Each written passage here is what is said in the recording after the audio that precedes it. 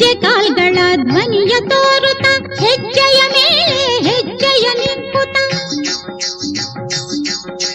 ಸಜ್ಜನ ಸಾಧು ಪೂಜೆಯ ವೇಳೆಗೆ ಮಜ್ಜಿಗೆಯೊಳಗಿನ ಬೆಣ್ಣೆಯಂತೆ ಭಾಗ್ಯದ ಲಕ್ಷ್ಮೀ ಬಾರಮ್ಮ ನಮ್ಮಮ್ಮ ನೀ ಸೌಭಾಗ್ಯದ ಲಕ್ಷ್ಮೀ ಬಾರಮ್ಮ.